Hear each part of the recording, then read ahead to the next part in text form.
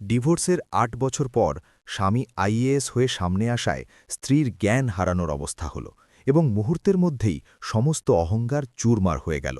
তারপর যা ঘটল তা আজকের সমাজের জন্য একটি আয়না। বন্ধুরা, এটি বিহার রাজ্যের সিভান জেলার একটি সত্য কাহিনী, যেখানে বিভান ছিল সরকারি স্কুলের একজন সৎ শিক্ষকের ছেলে। বাড়িটি খুব বড় ছিল না, ঘরগুলোতে দামি আসবাবপত্র ছিল না, কিন্তু বইয়ের গন্ধে তা ভরা থাকত। বাবা সবসময় বলতেন, বাবা, মানুষের মর্যাদা তার বেতন দিয়ে নয়, তার স্বপ্ন দিয়ে মাপা হয়। আর সম্ভবত এই কারণেই ছোটবেলা থেকেই বিভানের মনে একটি স্বপ্ন দানা বেঁধেছিল, আইএএস হওয়া, সিস্টেম বদলানো, মানুষের জন্য কিছু করা এবং নিজের মাটির ঋণ শোধ করা। অন্যদিকে ছিল নিশা, অত্যন্ত প্রখর বুদ্ধিসম্পন্ন এক মেয়ে, জীবনে এগিয়ে যাওয়ার প্রচণ্ড আকাঙ্ক্ষা তার। বইয়ের চেয়েও ধারালো আর তীক্ষ্ণ তার কথা বলার ভঙ্গি, আর স্বপ্নে ছিল এক বিশেষ ধরনের ঔজ্জ্বল্য। সে পড়াশোনাতেও বেশ ভালো ছিল এবং পরিবারের সবার মধ্যে সবচেয়ে বুদ্ধিমান বলে বিবেচিত হতো। তাদের বিয়েটা হলো সাধারণ ভারতীয় পরিবারগুলোর মতোই, আত্মীয় স্বজনের পছন্দ, সংস্কারের মেলবন্ধন আর কিছুটা সামাজিক চাপে। শুরুতে সব ঠিকই ছিল। নিশার মনে হয়েছিল বিভান কথা কম বললেও তার লড়াই আর পরিশ্রম একদিন তাকে অনেক উপরে নিয়ে যাবে। বিয়ের কয়েক মাস পরেই নিশা জেলা কার্যালয়ে ক্লার্কের চাকরি পেয়ে গেল। সরকারি চাকরির প্রথম দিন, ফরমাল পোশাক, হাতে ফাইল আর চারপাশের লোক যখন তাকে ম্যাডাম ম্যাডাম বলে সম্বোধন করতে শুরু করল, সেদিন নিশা প্রথমবারের মতো অনুভব করল যে পৃথিবী তাকে চিনতে শুরু করেছে। কিন্তু অন্যদিকে বিভান তখনও চাকরির প্রস্তুতিতেই ব্যস্ত ছিল। সারা দিন বইয়ের মধ্যে ডুবে থাকত। রাতে বাবার সাথে স্কুলের টুকটাক কাজ করে দিত, যাতে মা বাবার ওপর বোঝা না বাড়ে। তার কাছে টাকা কম ছিল, কিন্তু মনে ছিল অনেক আগুন। এই পার্থক্যই ধীরে ধীরে তাদের সম্পর্কের মধ্যে দূরত্ব তৈরি করতে শুরু করল। কারণ একদিকে নিশা দেখছিল সরকারি চাকরির সম্মান, বেতন আর নিজের পরিচয়। অন্যদিকে বিভান তখনও বেকার, শুধু স্বপ্নের ওপর ভর করে এগিয়ে চলেছে।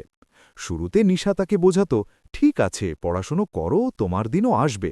কিন্তু সময় পেরোতে লাগল, বছর বদলালো, বাড়ির লোকজনের প্রত্যাশা বাড়ল, আর সমাজের সেই দৃষ্টি যা সব সময় সফল মানুষের সামনে মাথা নোয়ায় এবং লড়াই করা মানুষের ওপর প্রশ্ন তোলে, সেই দৃষ্টি এখন নিশাকে বিঁধতে শুরু করল।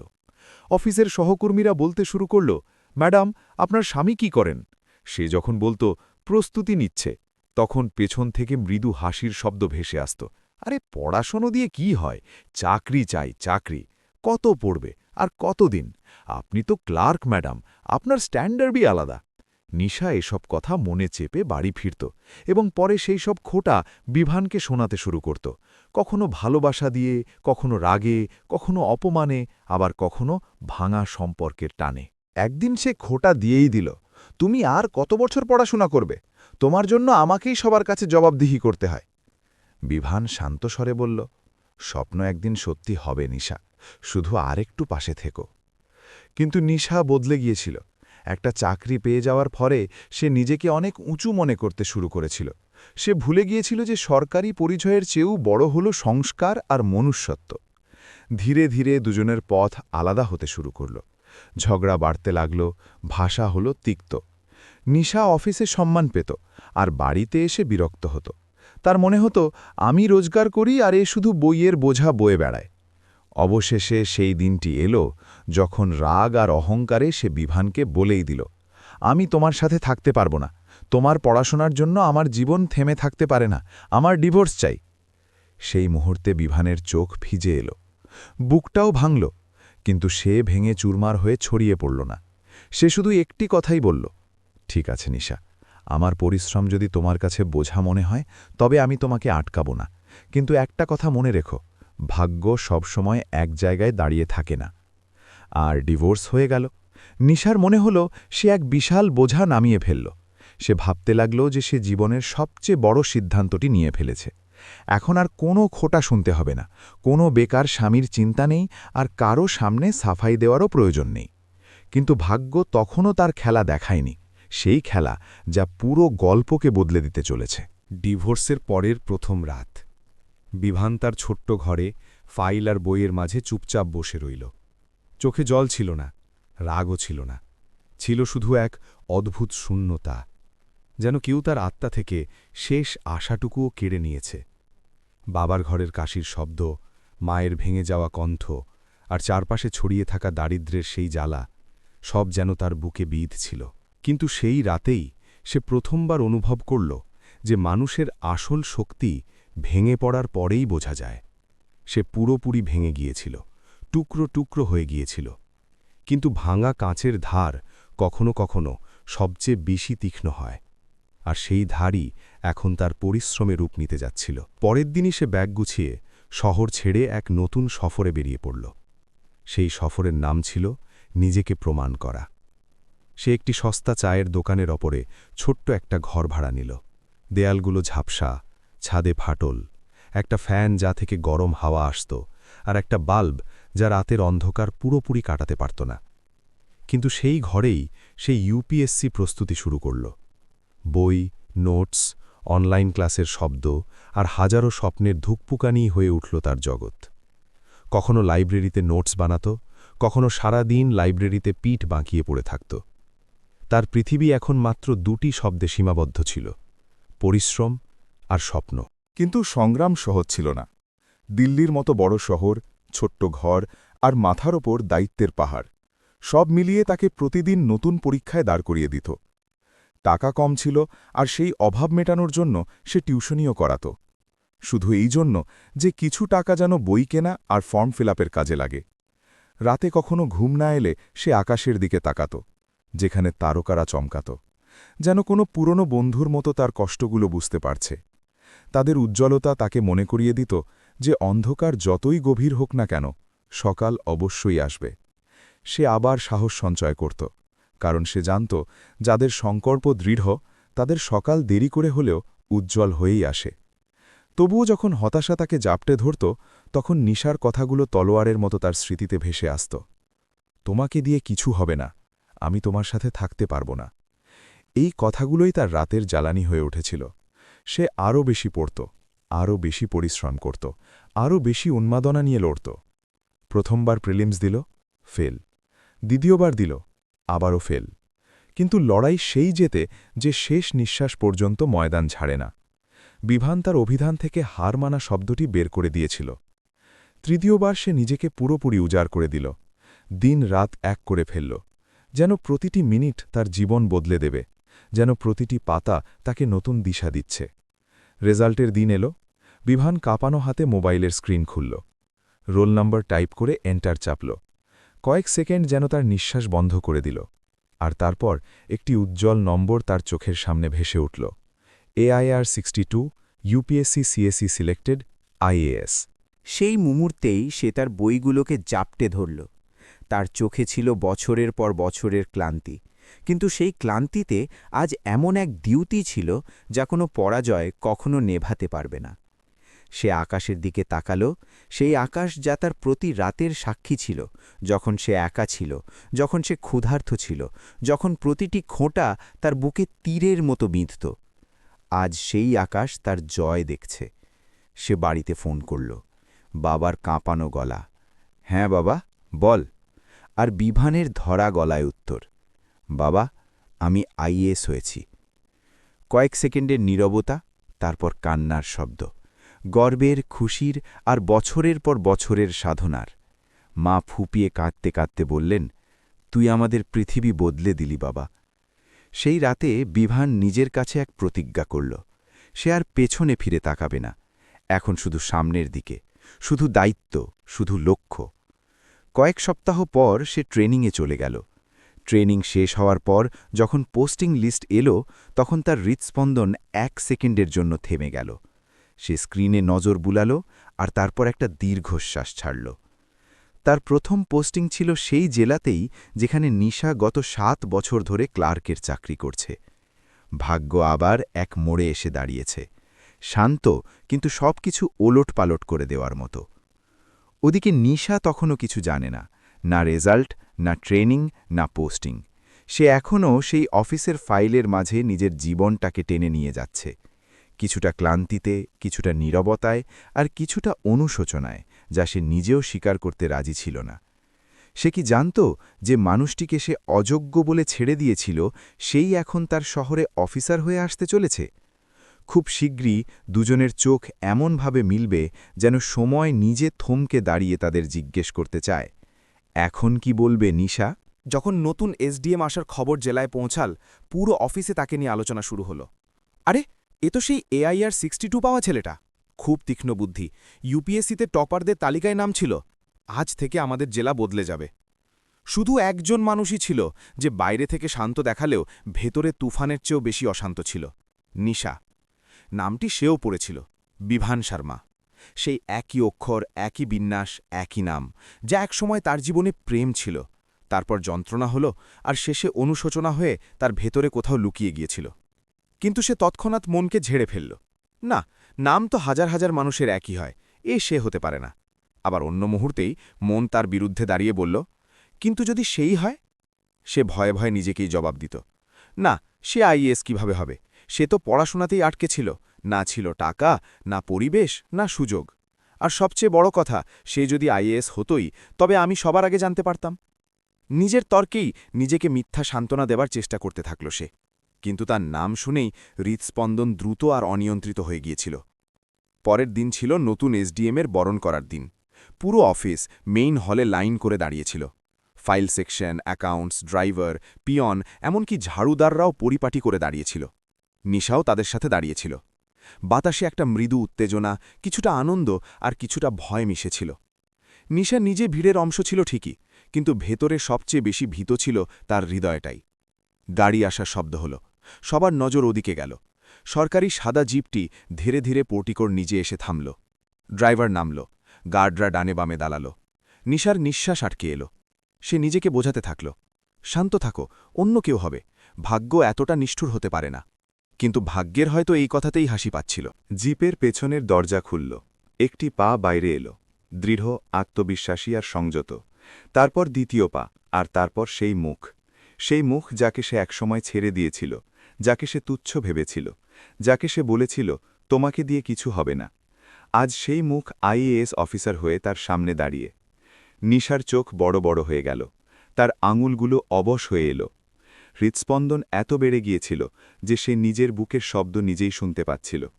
ওটা ছিল মাত্র এক পলকের ব্যাপার, কিন্তু সেই 1 সেকেন্ডে 7 বছরের পুরনো সব ক্ষত যেন আবার টাটকা হয়ে উঠল। বিভানের নজর ভিড়ের মধ্যে দিয়ে যেতে যেতে কয়েক সেকেন্ডের জন্য নিশার ওপর স্থির হল। কিন্তু সেই দৃষ্টিতে ঘৃণা ছিল না, রাগ ছিল না কোনো প্রতিশোধের নেশা। সেই দৃষ্টি ছিল শুধু এক শান্ত স্বীকৃতি, আমি আর আগের সেই মানুষটি নেই। নিশার গলা শুকিয়ে এলো। সে চাইলেও নমস্তে বলার মতো শব্দ বের করতে পারল না। সে শুধু হালকা মাথা নিচু করল, ঠোঁট কাঁপতে লাগল, চোখ ছলছল করে উঠল, কিন্তু সে চোখের জল পড়তে দিল না। বিভান এগিয়ে গেল, সে নিশার সামনে দিয়েই গেল, না থেমে, কিছু না বলে, এক পলকের জন্যও বাড়তি সময় না দাঁড়িয়ে। নিশা অনুভব করল যেন তার পায়ের তলা থেকে মাটি সরে গেছে। সে ভেতর থেকে পুরোপুরি কেঁপে উঠেছিল। সে বিভানের সামনে ছিল ঠিকই, কিন্তু বিভানের জগতে এখন আর তার কোনো জায়গা নেই। স্টাফরা তাকে ঘিরেছিল, ফাইল, পরিচয়, আনুষ্ঠানিক কথাবার্তা, সবই বিভানের উপস্থিতির সাক্ষ্য দিচ্ছিল। কিন্তু নিশা নিজের ভেতরে নিজে ভেঙে পড়ছিল। কিছুক্ষণ পর যখন সবাই যার যার কাজে ফিরে গেল, সে তার সিটে গিয়ে বসল ঠিকই, কিন্তু তার শরীর তখনও কাঁপছিল। তার মন বলছিল, এই সে। আমার সবচেয়ে বড় ভুল, আমার সবচেয়ে বড় সত্যি। সে নিজের টেবিলের উপর মাথা নিচু করে গভীর নিঃশ্বাস নিল, কিন্তু নিঃশ্বাসও যেন আটকে আটকে বুকে কাঁটার মতো বিঁধছিল। আজ সে প্রথমবার অনুভব করল যে কাউকে ছেড়ে দেওয়া সহজ, কিন্তু নিজের করা ভুল কখনো ছেড়ে যায় না। আজ সেই ভুল তার সামনে এক উচ্চ পদে দাঁড়িয়েছিল, এত শক্তিশালী, এত শান্ত আর এত সত্য যে তার সাথে নজর মেলানোই মুশকিল হচ্ছিল। নিশা চেয়ারে বসে কখনো ফাইল খুলছিল, কখনো বন্ধ করছিল, কিন্তু একটা অক্ষরও সে পড়তে পারছিল না। তার পুরো ধ্যান শুধু একটা প্রশ্নেই আটকে ছিল, সে কি সত্যিই সেই বিভান, সেই ছেলেটা যাকে সে নিজের কথায় ভেঙে ফেলেছিল, সেই মানুষটি যে একসময় তার পৃথিবী ছিল। তার নিঃশ্বাস অনিয়ন্ত্রিত হয়ে পড়ছিল, যেন কেউ তার বুকে পাথর রেখে দিয়েছে। সে চাইলেও অফিসে বেশিক্ষণ বসে থাকতে পারল না। বাড়ি যাওয়ার সময় সে বারবার সেই সরকারি জিপের টায়ারের দাগ দেখছিল, যা কিছুক্ষণ আগে অফিসের পোর্টিকো থেকে বেরিয়ে গেছে। সেই জিপ যাতে সেই মানুষটি বসেছিল যাকে সে অযোগ্য মনে করত। আজ ট্রাফিকের মাঝে দাঁড়িয়েও তার চোখ বারবার জলে ভরে আসছিল। সে নিজেকেই বলছিল, এত বড় ভুল আমি করলাম কি করে? আমি বুঝলাম না কেন ওকে? ওর স্বপ্নের মজা উড়িয়ে কত বড় অপরাধ করেছি। বাড়ি পৌঁছতেই সে বিছানায় আছড়ে পড়ল, যেন পুরো পৃথিবী তার উপর ভেঙে পড়েছে। সে নিজেকে সামলাতে পারল না এবং ফুঁপিয়ে ফুঁপিয়ে কাঁদতে শুরু করল। তার মনে হচ্ছিল যে ভগবান তার সবচেয়ে বড় ভুলকে সেই শহরেই এনে তার সামনে দাঁড় করিয়ে দিয়েছেন, যাতে সে প্রতি সেকেন্ডে নিজের ভুলের বোঝা অনুভব করতে পারে। আজ সে সাহস দেখাবে, কিন্তু দুপুর পর্যন্ত সে সেই সাহস সঞ্চয় করতে পারল না। কখনো সে ফাইল দেওয়ার বাহানা করত, কখনো জল নেওয়ার, কিন্তু তার পা যেন সরছিল না। প্রতিবার দরজার কাছে গিয়ে সে ফিরে আসছিল। সেদিন সন্ধ্যায় অফিস প্রায় খালি ছিল। বাকি কর্মীরা বাড়ি চলে গিয়েছিল। বারান্দায় হালকা হাওয়া বইছিল। বিভান তার কেবিনে বসে ফাইল পড়ছিল, একেবারে শান্ত, সুসংযত। নিশা ধীরে ধীরে তার কেবিনের কাছে গেল। তার হৃৎপিণ্ড এত জোরে ধরফর করছিল যে তার নিজের শরীর কাঁপছিল। সে দরজায় খুব ধীরে নক করল। বিভান অপরের দিকে না তাকিয়েই বলল, হ্যাঁ, আসুন। তার স্বরে কোনো আবেগ ছিল না, না চেনার সুর, না ঘৃণা, না আপনত্ব। ছিল শুধু এক শীতল সংযম। নিশা ভেতরে এলো আর তার চোখ জলে ভরে গেল। নিজেকে সামলানোর জন্য সে 2 সেকেন্ড সময় নিল। তারপর ধীর কম্পিত স্বরে বলল, বিভান, আমি তোমার সাথে কথা বলতে চাই, প্লিজ। এই প্রথমবার বিভান ফাইল থেকে নজর সরাল। তার মুখে সামান্য বিস্ময়ও ছিল না, যেন সে যে কোনো আনুষ্ঠানিক বা অনানুষ্ঠানিক আলোচনার জন্য প্রস্তুত ছিল। কিন্তু আবেগের কোনো প্রত্যাশা সে নিজের ভেতর থেকে অনেক আগেই মুছে ফেলেছিল। নিশা চোখের পাতা নিচু করে ধীরে ধীরে বলল, আমি জানি তোমার কাছে আমি এখন কিছুই না, আর হওয়াও উচিত না, কিন্তু আজ আমি এই বোঝা নিয়ে বাঁচতে পারছি না। আমি তোমার কাছে ক্ষমা চাইতে চাই। বিভান শান্ত স্বরে বলল, ক্ষমা কিসের জন্য? তার কণ্ঠের এই শান্তি নিশার বুকে সবচেয়ে বেশি বিঁধছিল। সে কাঁদতে কাঁদতে বলল, সেদিন যা যা বলেছি তার জন্য, যা যা ভেবেছি তোমার সম্পর্কে, তোমার পরিশ্রম নিয়ে যে সন্দেহ করেছি, তোমার স্বপ্নের যে অপমান করেছি, আমি অনেক বড় ভুল করেছিলাম বিভান, অনেক বড় ভুল। সে গভীর নিঃশ্বাস নিয়ে বলল, আর তুমি চলে যাবার পর আমি বিয়ে করেছিলাম। এ কথা শুনে বিভানের চোখে প্রথমবার হালকা একটা প্রতিক্রিয়া দেখা গেল, কিন্তু সে কিছু বলল না। নিশা বলে চলল, হ্যাঁ, আমি ভেবেছিলাম জীবন অনেক সহজ হয়ে যাবে। আমার মনে হয়েছিল আমি তোমার চেয়ে ভালো কারো সাথে সুখে থাকতে পারব। কিন্তু যে মানুষটিকে আমি বিয়ে করেছিলাম সে ছিল মদ্যপ, বদমেজাজি। সে আমাকে মারধর করত, অপমান করত, আর তারপর সেও আমাকে ছেড়ে দিল। তার কণ্ঠস্বর পুরোপুরি ভেঙে গেল। চোখের জল গাল বেয়ে তার ওড়নায় পড়ছিল। ডিভোর্স হয়ে গেছে, সে নিচু স্বরে বলল। আর এবার আমি অন্য কাউকে দোষও দিতে পারছিলাম না, কারণ আমার স্বভাব, আমার আচরণ, আমার অহংকার সব আমার বিরুদ্ধেই দাঁড়িয়েছিল। নিশা এবার ডুকরে কেঁদে উঠল। মা বাবাও আমাকে ত্যাগ করেছেন বিভান, তারা বলেন আমি অপয়া। আজ আমি একা, একেবারে একা। আর প্রতি রাতে আমার মনে হয় যে আমার জীবনের সবচেয়ে বড় বোকামি ছিল তোমাকে ছেড়ে দেওয়া। সে কাঁপতে কাঁপতে তার কাছাকাছি এসে বলল, বিভান, পারলে আমাকে ক্ষমা করে দাও। যদি তোমার মনে আমার জন্য এক চিলতে জায়গাও বেঁচে থাকে, তবে আমাকে একটা সুযোগ দাও। আমি সত্যি বলছি, আমি কোনোভাবেই তোমার যোগ্য নই, কিন্তু তুমি যদি বলো তবে আমি আমার বাকি জীবন তোমার পায়ে কাটিয়ে দেব। ঘরটি পুরোপুরি নিস্তব্ধ ছিল, শুধু নিশার কান্নার আওয়াজ দেওয়ালে ধাক্কা খেয়ে ফিরে আসছিল। বিভান অনেকক্ষণ কিছু বলল না। সে তার আঙুলগুলো টেবিলের ওপর রাখল, স্থির, সঙ্গত। তারপর সে মাথা তুলল। তার চোখে রাগ ছিল না, প্রতিশোধের স্পৃহা ছিল না, ছিল শুধু এক পরিপক্ক শান্ত ক্লান্তি, যেন সে অতীতকে এতবার পুড়িয়েছে যে এখন তার কাছে শুধু ছাই অবশিষ্ট আছে। সে ধীরে ধীরে বলল, নিশা, তুমি আমাকে সেই সময় ছেড়েছিলে যখন আমি সবচেয়ে দুর্বল ছিলাম, যখন আমার একটা সাথী, একটা ভরসার প্রয়োজন ছিল। তুমি চলে গেলে আর আমি ভেঙে গেলাম। সে একটা নিঃশ্বাস নিল, কিন্তু সেই ভেঙে যাওয়াই আমাকে নতুন করে গড়েছে। তারপর সে একদম শান্ত স্বরে বলল, আমি তোমাকে ক্ষমা করে দিলাম। নিশার চোখ উজ্জ্বল হয়ে উঠল। সে আশাবাদী হয়ে তার দিকে তাকাল। তাহলে কি তুমি বিভান মাথা নেড়ে পরিষ্কার জানিয়ে দিল, না নিশা, ক্ষমা করে দেওয়া আর আবার আপন করে নেওয়া দুটো আলাদা বিষয়। নিশার মুখ ফ্যাকাশে হয়ে গেল। বিভান বলতে থাকল, আমি আমার জীবনে অনেক সংগ্রাম করেছি এই জায়গায় পৌঁছতে, আর এখন যখন আমি এখানে দাঁড়িয়ে আছি, আমি অতীতকে আর ফিরে পেতে চাই না। আমি সামনে এগিয়ে গেছি, আমি আর সেই অতীতে ফিরতে চাই না যাকে তুমি ভেঙে চুরমার করে দিয়েছিলে। নিশা সেখানেই দাঁড়িয়ে রইল, জড়বৎ, শূন্য, একদম ভেঙে পড়া। বিভান খুব ধীরে আর নরম সুরে বলল, তুমি ভুল করেছ, আমি জীবন থেকে শিক্ষা নিয়েছি, কিন্তু আমি আর পেছনে ফিরব না। আমি তোমাকে ক্ষমা করেছি ঠিকই, কিন্তু তোমার জন্য আমার জীবনে এখন আর কোনো জায়গা নেই। নিশার ঠোঁট কাঁপতে শুরু করল, তার পা যেন আর শরীর বইতে পারছিল না। সে দেয়াল ঘেঁষে দাঁড়িয়ে পড়ল আর কাঁদতে কাঁদতে ফিসফিস করে বলল, তাহলে আমার শাস্তি কি? বিভান শান্ত স্বরে বলল, শাস্তি?